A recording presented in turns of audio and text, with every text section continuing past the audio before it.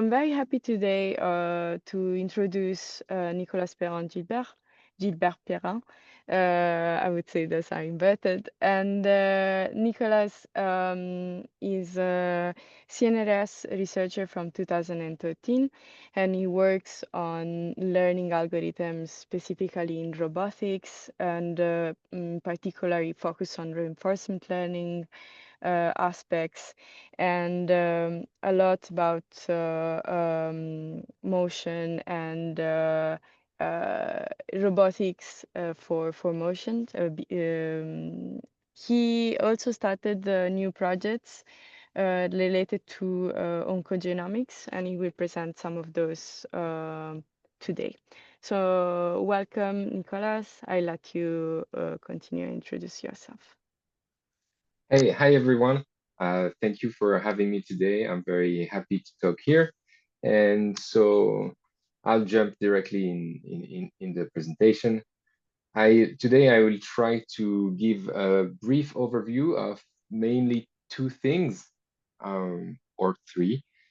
So the first one is a paper called AFU. It's a new algorithm for off-policy reinforcement learning.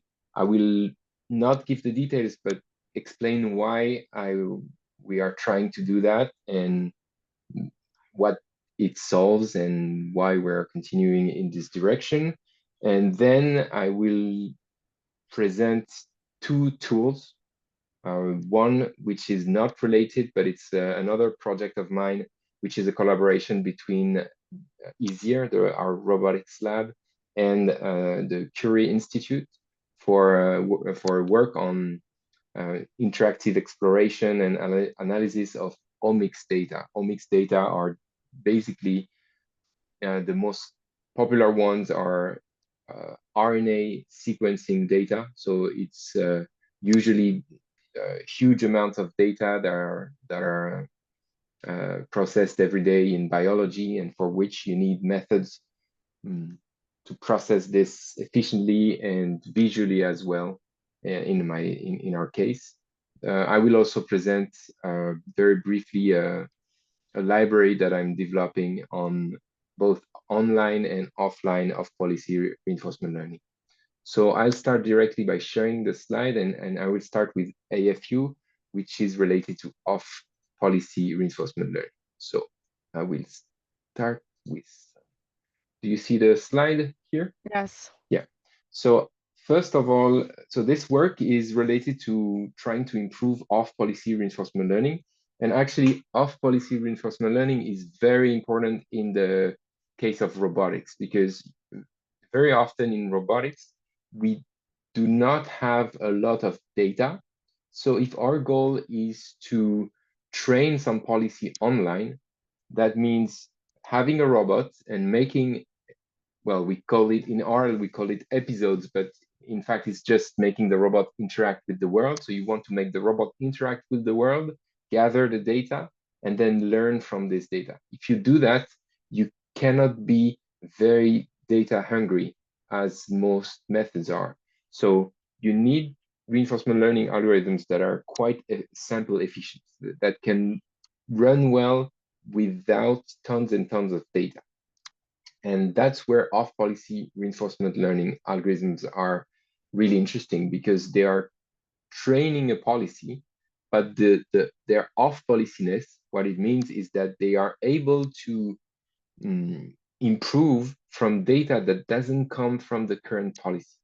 So this would be the case with on-policy algorithms, where you have a policy in its current state, and you need to run a lot with this policy in its current state, gather data, then update your, find basically an updated version of this policy, and then you have to trash all the data that you've gathered and rerun, re-interact with the world with new state of the policy, and restart basically the learning with this new data and new information.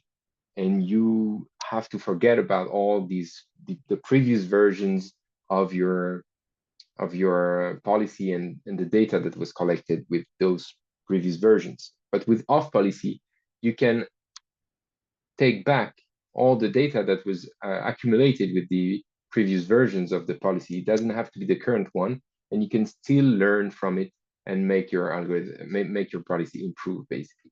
You can also use data that would not come from your policy, right? So if you do exploration that comes from something that has nothing to do with your policy, you can still learn from it. And that's why off policy is much more sample efficient.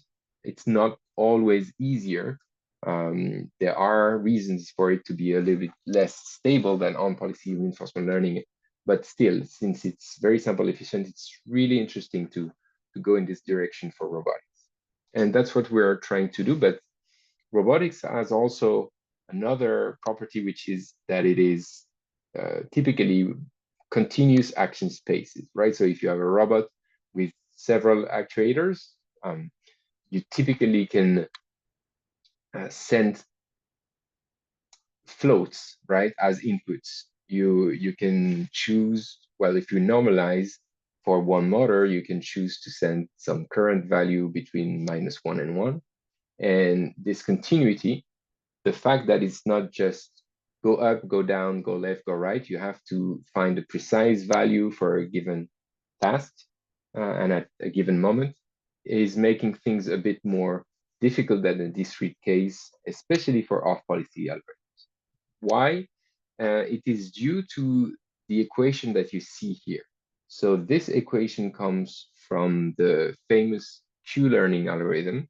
I will not re-explain here all about this algorithm, but it's basically the seminal algorithm for off-policy RL.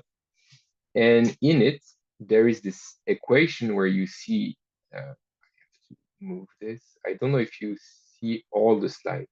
You see all the slides? No, we only see one slide. And we can see your cursor though. We can see The you cursor moving. only. Okay, so it's good. So here you're trying to train a Q function, okay, as in Q learning. And it's dynamic programming. So you train it by regression on targets here. And the value of those targets depends on the current value of the function itself. Okay, so that's the tricky part. And even more tricky is that you have in this equation to compute the maximum of Q over all possible actions A prime. And this is a problem because Q is typically a deep neural network, so a very non-linear function. It depends on two inputs, but as the state, we don't really care about it here. It also depends on the action, which is, in robotics, multidimensional and continuous. And it outputs just a real number. So the problem is that if you're given a nonlinear function with multidimensional continuous inputs, you don't know how to find its maximum. Right? This is an untractable problem. There's no efficient method that finds something better than a local optimum in general. So this is where things get difficult for off-policy RL, and there are many attempts to try to find a way to solve this problem or to avoid this problem. I will not cover all the attempts. I will just jump on one of them, which is called implicit Q learning.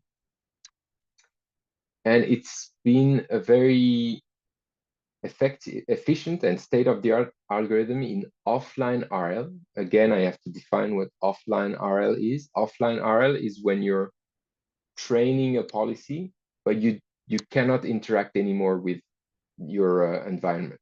So you have some data that was collected, and you can only train based on this data. And then you evaluate once if your policy is good or not. Okay. But this IQL method, it's it's very inefficient it's not efficient in online RL. And it was not clear why.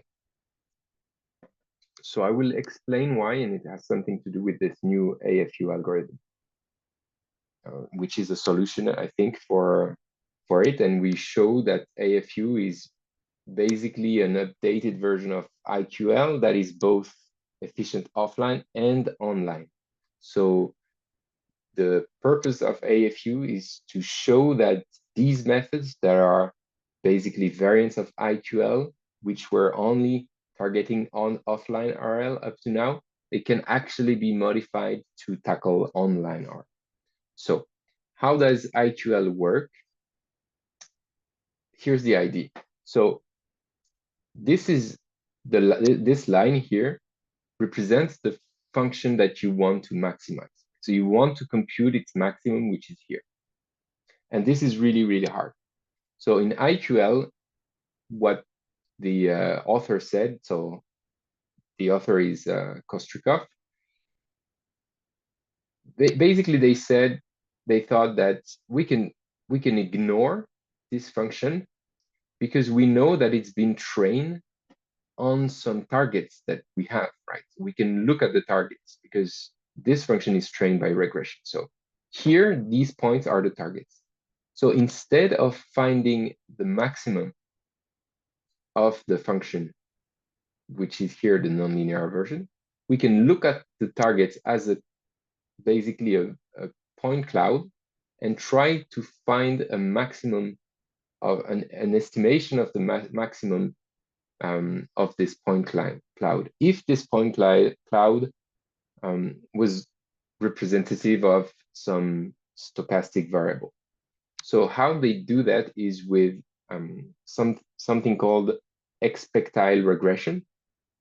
Again, I'm not giving the details, but basically expectile regression is an asymmetrical version of computing the mean. So if you can see that in this way. If you compute the mean, which is somewhere here, you are basically thinking about all the points pulling toward them. So, right, so if you're below, this point will pull you upward, and if you're above, this point will pull you down. And basically you find an equilibrium where all the forces are canceled, and this is the mean. But in expectile regression, you can make this asymmetrical to turn the points to turn the forces down.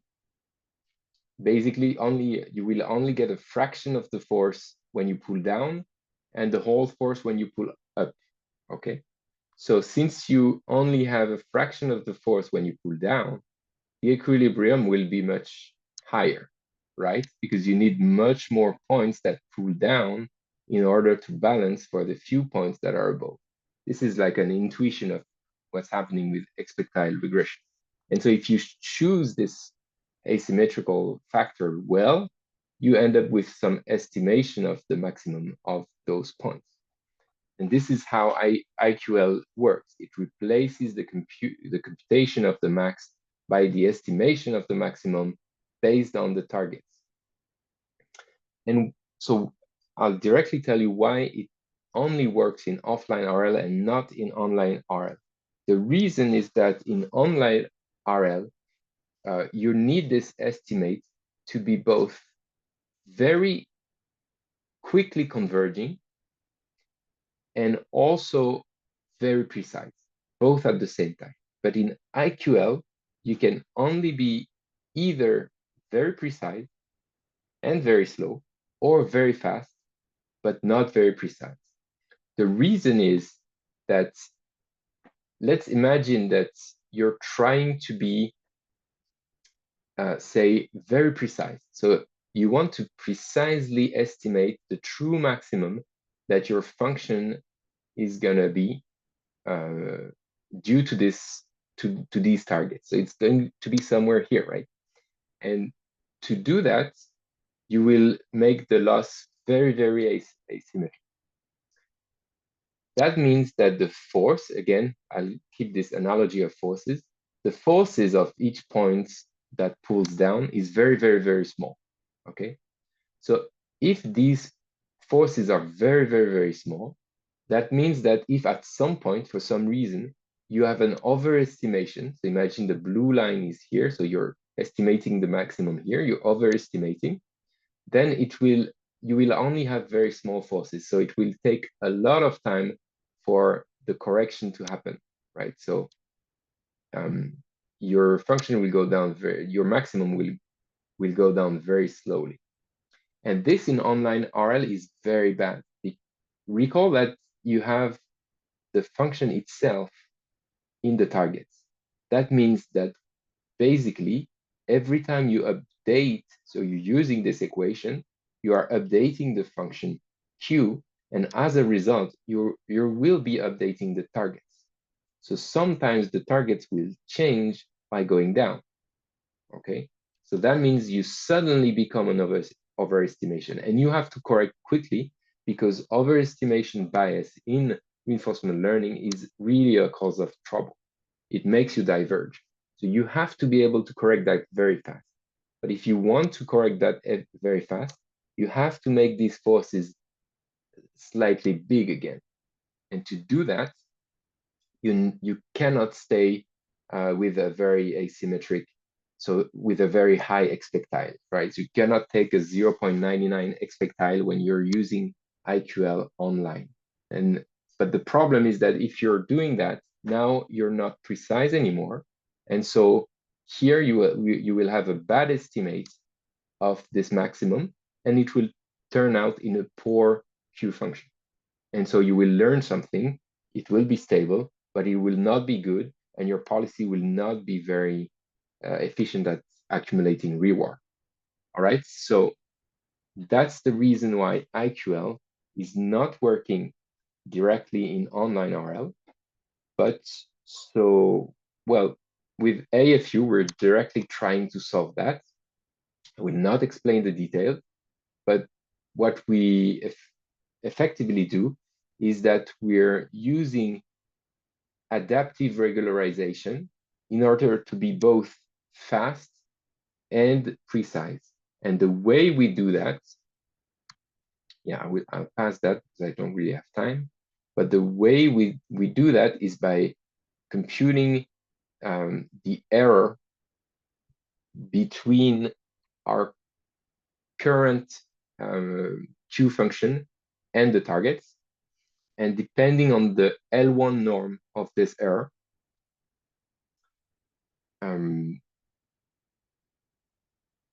yeah, we are using this coefficient to drive our adaptive regularization. That means if we have a large error, which happens in the beginning, right? You start with a function that's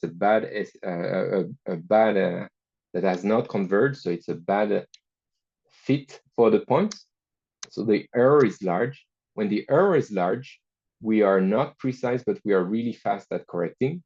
And when the error becomes smaller and smaller and smaller, we are the adaptive regularization goes down and we become less fast, but much more precise.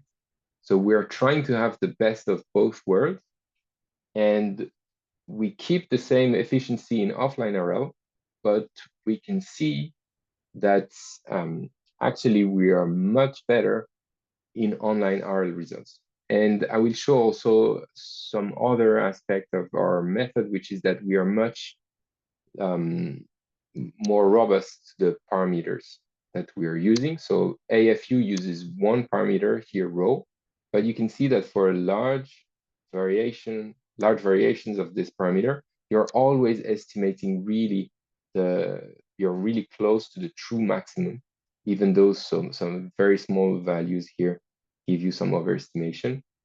But for IQL, if you want to be really close to the true maximum of these of this toy example, you would have to keep, an expectile that's very, very high, like the red one here, which is 0.99. Otherwise, you're really bad. But if you're using 0.99, you will have very, very bad divergence problems because of the slowness the correction of overestimation biases. And this is the same for variants of IQL that were also good in offline RL, but not in online RL, like SQL or EQL, which are close to IQL in spirit. They are also depend a lot on parameters and can only be good with parameters that are really not a fit for online RL. So here we show the results with AFU. So there are two versions of AFU, alpha and beta, and I will not talk about the beta one.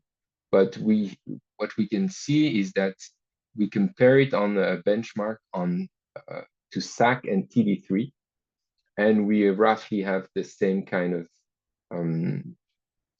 performance. This is the normalized score that shows, it shows the curves on a benchmark of 7 diverse tasks.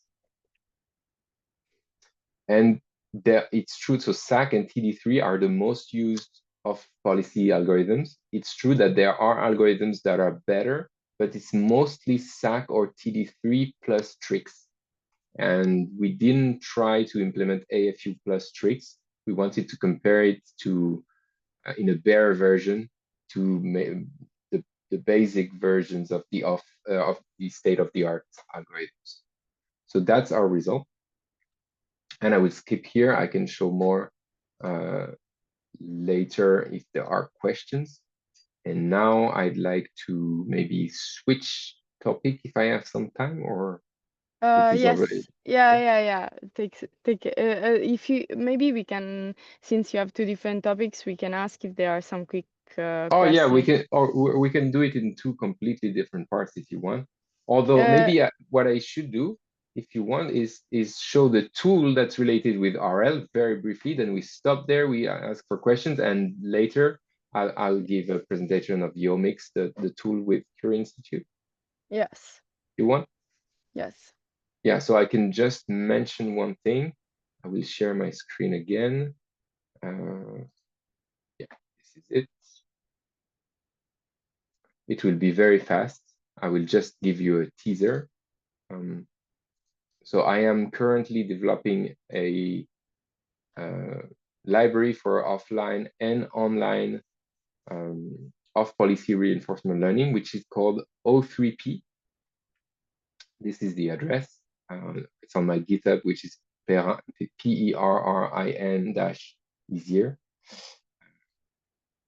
And it's a JAX-based library to be really, really fast.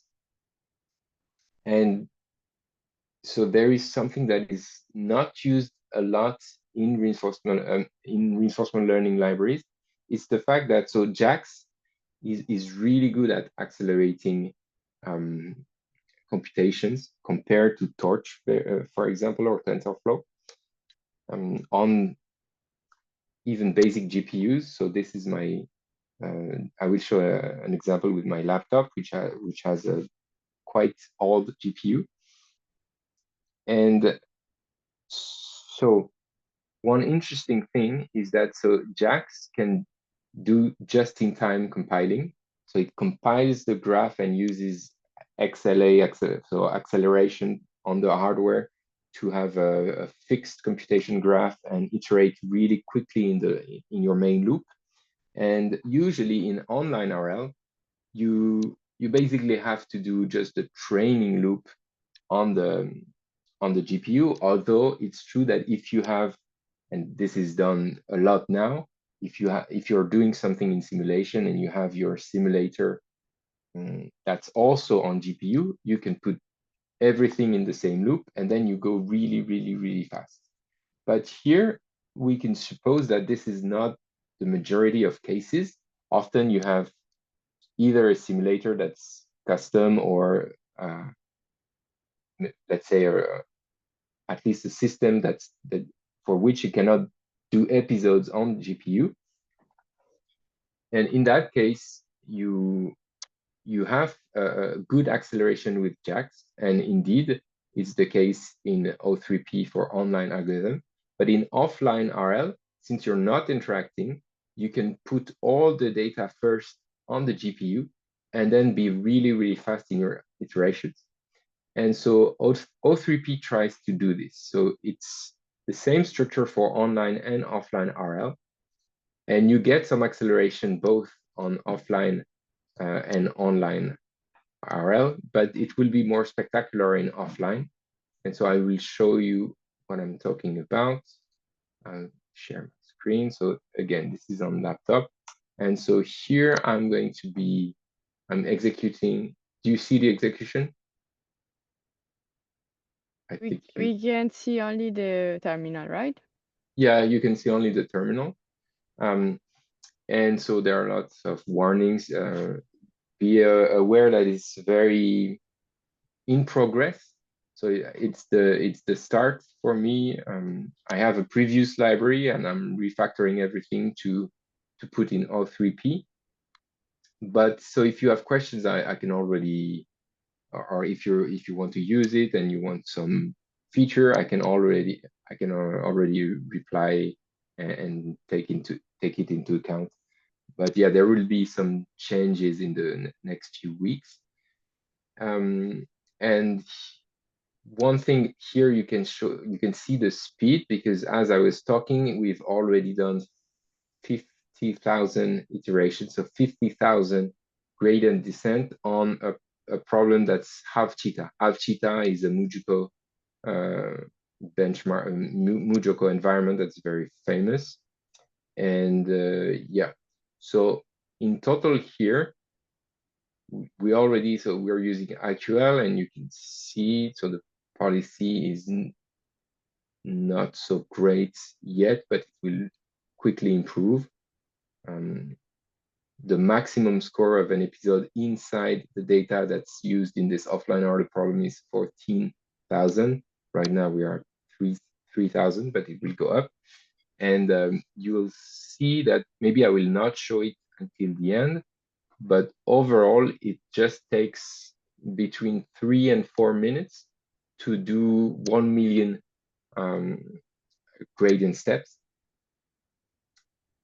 And again, I'm not using a huge parallelization. It's 8 episodes in parallel only. So you're still using a very sequential approach, but it's really, really fast thanks to both JAX and the fact that we're putting all the data on the GPU so that we can actually JIT compile the full iteration in the loop, in the main loop of the training. And so I will cut it here, or I will let it run, but I will share something else. I just want to quickly share maybe the code itself. No, I don't need to share the code, but I can say that I'm trying to design something where you will really have all this many algorithms with the exact same structure, and this will be designed so that the user can really easily see the differences between two algorithms that are often close, in fact, when we look at the literature, but also use this as a starting point to try and develop their own algorithms. So you will basically just have to develop and to write one loss function, and you'll get your algorithm, both for offline and online. And that's it. So we need to try now. Yeah, you can try and ask me things. And the current version is in a Haiku, but I'm putting everything on Flax. So Haiku and Flax are two different ways of dealing with JAX, basically. Great. So is there any question about the initial part of the doc?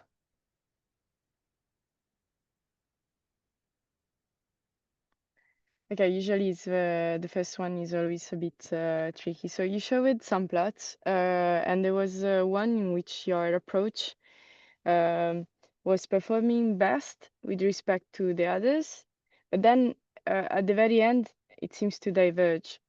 If you show I'm not talking about the library, I'm back to the presentation. Show. Yeah, where you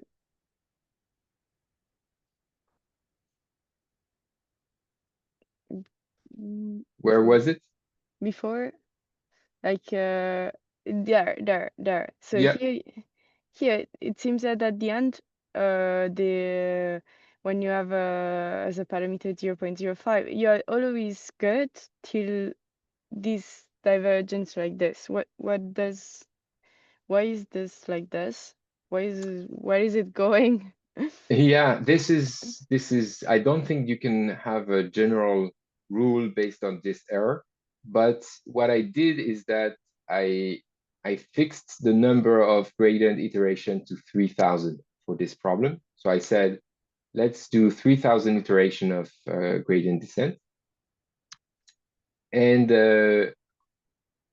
obviously, if you're, so this represents something that has to do with regularization. Mhm. And the highest this number is, the more aggressive you will be to correct any overestimation, right? Yes. And so when it gets small, you're becoming slower, slightly slower at this. Okay, so that means in this case, your function didn't have time to correct this overestimation bias. Or Ah, okay. so you're Because overestimating and you're slower at getting there. mm, This okay, so happens. Yeah, sorry. if you were to extend, this one would eventually end up with the others, but because it will have more time and even will be more precise because the Exactly. It would be probably more precise, although uh, in the in this method, in the long run, if your error is decreasing to zero, you completely annihilate the regularization. So you end up with the same normally. But if your error doesn't go down to zero, yes, in that case, you are more precise if this number is smaller, but you are slower. So what I'm saying here is that although we are fighting for this balance between speed and accuracy, we don't have a perfect solution, right? So there is still a little bit of this issue where you cannot be really fast and at the same time extremely precise. But you can keep a very high level of precision. And in fact, actually you can be higher in precision and still be much faster in the way you fight overestimation. So you are better on both aspects compared to methods like IQF. And that's why and you're really better in online R. and can you maybe this is a really stupid question, but can you balance the parameters so that you have at the beginning maybe a faster iteration and then you slow down with the making these parameters smaller over time? So you're probably referring to something like a schedule, right? Yes, kind The, of. Like I was thinking, like if you want to have a trade-off between those two that do not that they are imperfect, let's say, you can say at the very beginning I do a very quick iteration, even if it's the parameter is gonna be larger, and then as I sure. get better, I do change this parameter to a smaller one so that Yeah. I'm not super slow when I don't need to be slow and So in fact, this is exactly what we do. So it's not this parameter, but it's the global one because this parameter is multiplied by something, and this something is the error of oh, okay. the fit that you're trying that you're training. And so in fact, if you would have a schedule that's fixed that just takes the number of iteration to go down, that would be bad because you don't know when there are going to be big changes, right? Suddenly you can find something with your algorithm and then there are big changes and this can occur after a million steps of training. And so you need a way um, to base your schedule on something else, right? And this something else, actually, we show that it's good to use the absolute value of the error of Mm, of the loss, right? So this is the loss. So you take the absolute value of this, not the square, the absolute value. And why? It's because there is no mathematical proof that this is the best thing to take into account, but we introduce something called conditional gradient scaling, and we can see the equivalence between the adaptive regularization and this conditional gradient scaling. And the conditional gradient scaling makes sense intuitively, I would say. I didn't have time to present it, but it kind of makes sense intuitively. And you show that it is equivalent to taking into account the absolute value of the error. And because otherwise you could have taken anything in order to do the scheduling, right? So you could multiply by the square of the error, by the error to the power 3 or whatever, or the square root. And so, yeah, we are just based on some intuitive method and show that it is equivalent to taking this to do the scheduling. But in effect, it's what it does, right? So in the beginning, your error is big. And so because your error is big, you are really aggressively correcting for overestimation. And then once as the error goes down, you're switching to something much more precise and less aggressive. There is a question from Vanya. Maybe Vanya, you want to ask? I don't know. She put it in the chat. She asked, what do the different curves represent? Like she said, this was a very trivial question. No, it's I had to be fast. I knew because of time restrictions. So yeah, I didn't give all the information. I'm aware of this. So this is a toy problem where you would have a Q function that depends on two one-dimensional parameters, S and A. So you assume that S is the state and A is the action. And here S is the state that goes from -1 to 1. And then, so we're using this this here, the height of the point is the Q value itself. So you don't know what's the action, but it shows all the Q values for all the, so for samples along all the possible actions, right? So you imagine that you have an action that's between -1 and 1. You don't know where is to which action corresponds this point, right? But what you're doing is that you're looking at all the values for different values of A, okay? And this makes, for each state, you have a point cloud, right? So here, if I fix the state, I have all the values for different actions. So I have a cloud of points. And what you want to do is to compute the maximum that will depend only on S, because it's the maximum over A. So basically, what you're trying to compute is V of S. You're trying to compute V of S. So for a fixed S, you want to compute the maximum value of Q over all possible A's. That's what it represents. But these are just fixed Q value functions. And the perfect solution is just to do this here and end up here, right? So the green one is almost perfect, at least in the intuitive sense of what we see here. Vanya, is it okay? I hope it's. I don't know. She's muted. Yes. Thank you for the answer, by the way. Yeah, now I get a better idea of what this plot means or what this plot represents. But I was just like, my initial intention was to ask about like the different colors of in this plot. Like, what do the different colors represent? Like, Sure. I wasn't sure about that. Sure. Yeah. So the I think I have explained the gray points. That's the Q function. I explained also the task itself, which is to find the maximum over A, and then the red, green, yellow, orange, and blue. these are the curves we obtain for our algorithm for different values of the main hyperparameter. Okay, and then on the right side is the same, but for IQL, which is the method I was talking about. And so you have different expectiles. Okay, so for 0.7, you get the blue line, which would be very bad. But for 0.99, you get something that's very decent. But again, 0.99, you would be very slow to fight overestimation.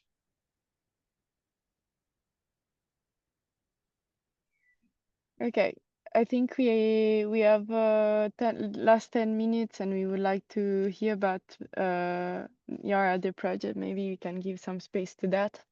And Yeah. If you have any other question on those subjects, because I guess there are, do not hesitate to contact Nicolas also by email or let us know. Here, do you see something? Hopefully. Yes. So here I loaded an example. And the idea is that Yomix is a tool we developed with Curie Institute that's intended for the bioinformatician. So if you know any bioinformatician, you can talk to them about Yomix. Yomix, I think you see all the tabs, right? If I change the tabs, you see it, right? Yeah. Yes, yes. So this is the address for Yomix, this tool. Here, it's a Python tool that can be used. When you use it, it launches a web application based on something called Bokeh. And the idea is that the way people do it is often quite static. So they use something called ScanPy. Typically, if they're using Python, typically that's what they would be using. And so in ScanPy, you would have the same. So here I use the same data set, which is basically single, I think, if I'm not wrong, single cell RNA sequencing data for PBMCs, which are blood cells. And so they would do some plots and then choose and then compute something with an algorithm and see typically a lot. What we want to know often are signatures, gene signatures. So I will show you what a gene signature could be. Imagine this plot here, okay, where you have your, so you have a small dimensional embedding of your data. So the data is typically, I will not go into the details, but typically it can start anywhere between 10 and 60,000 dimensions. And you reduce it. So here they've reduced it to 2. So you have this map, and you could see clusters. So you can do clustering and then try to find a signature for a clustering. That means a gene that is particularly highly expressed for this cluster here. And then you find that gene, and this is CST3. And you can look on internet or anywhere else for more information on that gene and to see if this is relevant for your biological problem that you're trying to study.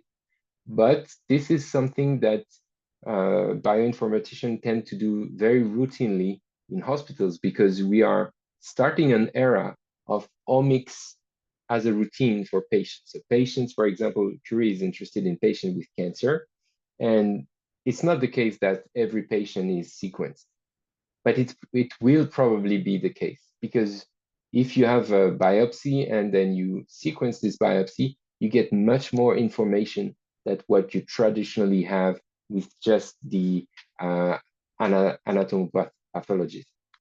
So,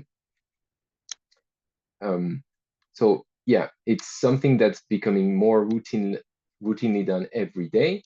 And so you need to be fast, and that's what we propose with Yomix. So here, for example, I have loaded the data, and Yomix works in 3D and 2D, so I will color it by label. So here we know what type of blood cell it is. And so you can see that you can rotate see the data. And in fact, so it's not the same embedding, but the cluster that you saw just before is this one with monocytes. And what you can do in Yomix is that just do it interactively. So you can select with the lasso tool, define a subset, okay? And then compute a signature of this subset against the rest. So with this, you will find some genes that are differently expressed on your subset A compared to all the rest here. Okay, so this shows the expression on the rest and here on the subset A. Okay, and you can see here indeed, this is very much the case that you have something that's very highly expressed on the subset that you've chosen and here. And this is CST3, the same as you saw, but there are many other genes that have the same property and that are highly expressed. Or you can become more precise. So maybe now I choose this as my A subset, and here this would be my B subset. Okay, I can show you both A and B, and I can compute A versus B. Okay, and I find very different genes, and I can see, yes, I can see genes that are differently expressed on what I've selected here compared to what I've selected here. Okay, same with Liz, it's a little bit less obvious, but at least you can find some genes. The idea is that maybe you will have some reference experiments, and your patients, maybe they will form a cluster of interest, and you want to find so if you have a cluster of interest, you want to find the genes that are relevant for this cluster. But if you do it interactively like this, you can save a lot of time in your analysis and in the hypothesis that you make facing the data. There are other tools that we've developed, like oriented signature. So in this case, you draw an arrow, okay? And you choose a subset, so here A, and then you compute some oriented signature. So you're trying to find genes with an expression that's correlated with the direction of the arrow, okay? And what I could show, just, I can turn it off. I will just show you, it will come back with another data. So this was a data with, I think, few thousands of points, but you can have much more and still be really fast. That's one of the things that we tried to really optimize, is the speed of the computation. So now you will be seeing, choose 3D, yeah. So you're seeing something which more than 20,000 points, and you can see it's still 3D. 2D works as well. More D works as well, but of course you can only see up to 3D. So you see it rotates well, and you can also find a cluster, select it, compute it. It takes a little bit more time, but not that much. And then you can see that you find something here pretty relevant, because it's really yellow on the subset that you've chosen and not as yellow anywhere else. So you can also select like this and see that at some point, indeed, you do find almost only points in your cluster, not entirely, but I can probably go down to something very clean. So here you have a gene for which you can almost be sure that this is going to be very interesting for this cluster. And you can look for it on internet and see what kind of gene it is, and if there is any known literature about this, etc., etc. So we are really building a tool that's going to help the bioinformatician. Right now it's used at the Curie Institute, but we hope that it will be used more in other centers as well. And I can also quickly say that Sylvia here, the who's amongst the hosts is participating in this project. So I thank her, and yeah, if any of you have questions, I'd be happy to answer. Thank you. I didn't do much for now, but yeah, very interested to collaborate more and do more for this project. Is there any question on this? Otherwise, maybe we can. Or on anything else. Or on anything else? No. Don't be shy. Anyway, we'll share the recordings of this session. So if you happen to have questions later on, we are happy. We really greatly appreciate if you talk about this tool with other people that work in the domain. And yeah, there is another project that Nicola is working on, because he cannot work on a single thing only. We can see that. So if you want to show the video, No, no, it was I was letting you speak. Sorry if that bothered you. I No, was about just to absolutely. conclude with a piece of advertisement for another thing, but Yeah, absolutely. But if there are no questions, I think this is a very good way to conclude. And yeah. Sorry. go for it. Yeah, just advertising another project where I can show a crutch. I'm also working on crutches, and I have this crutch that I invented initially because I could not carry my son, and it's a crutch that lets me be either using it as a traditional crutch with my hand on the handle, or with a hand, or as a hand-free crutch, and it allows me to carry things well, basically everywhere. So I can carry plates. You will see that I can carry teapots. I don't need help in the canteen. I can carry my own plate like this. I can also yeah, I can, like I say, I can carry armfuls, sorry, in the stores. And yeah, it's true that I'm working on many things at the moment, but it really had a lot of positive impact on my life, this little invention, and I'm hoping to turn it into a startup at some point, probably in less than a year, or yeah, in a year. I'll start officially. I have some support for this right now in the university, and yeah, like you say, right now I'm focusing on too many projects at the same time, but maybe in a year I'll switch to being an entrepreneur for this. Yeah, and I'm very excited about trying to do also low tech projects to help to have concrete impact on other people's lives. And if you're interested, feel free to reach in, and yeah, I'd be happy to talk more about this as well. There is a positive comment on the chat. Thanks a lot, Ishra. I think there is no limits on the number of projects you can work on. It's if you are able to work on multiple projects, why not? I mean, you don't need to choose one. Everyone is different, and Yeah. you Can manage. I ask a question? Absolutely. Sure. Go. Yeah, like about this project, it was a side project to your research, or you dedicated part of your research to it?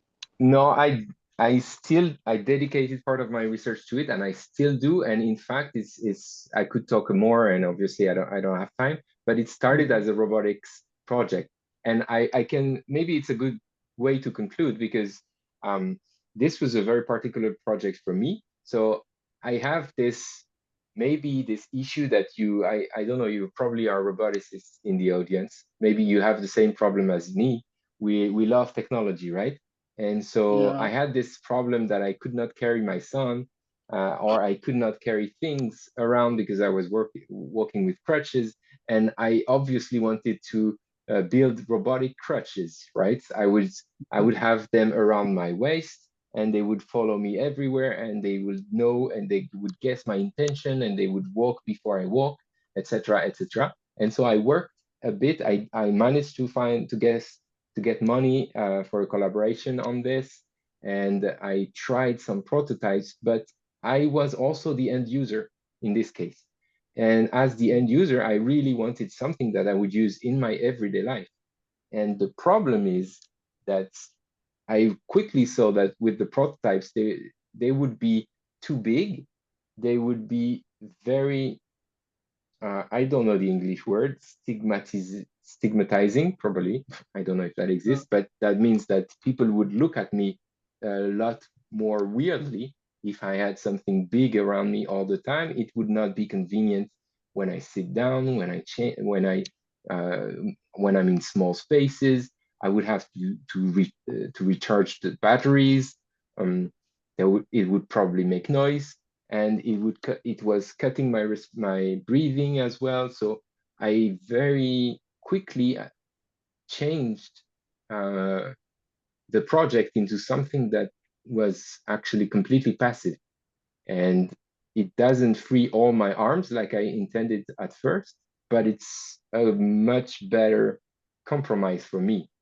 And the fact that it's very low tech is actually now, in my mind, a very positive point.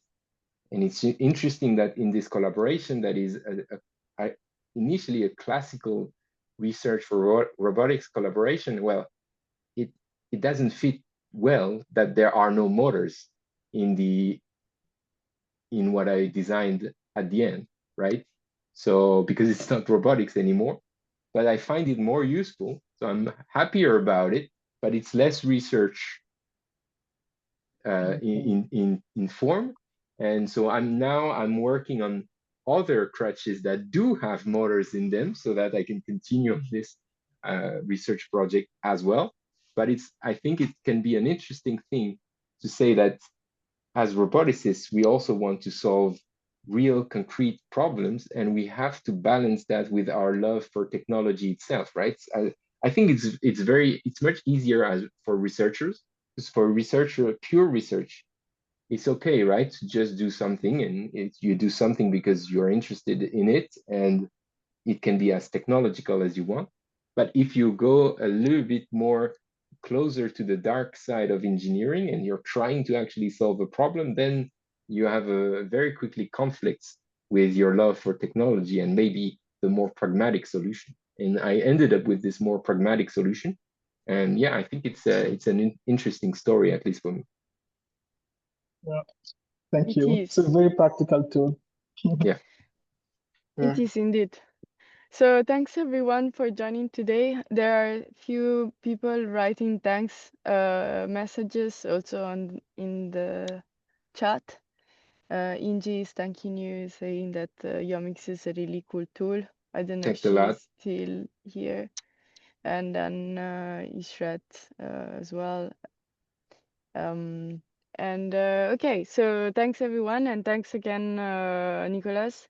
We will also come up with the podcast, and there will be a bit more of a chat about the background of Nicolas. So if you want to know about that, stay tuned and you'll get some updates. Thanks, everyone. Bye. Thank you. Bye. Bye. Bye. Bye.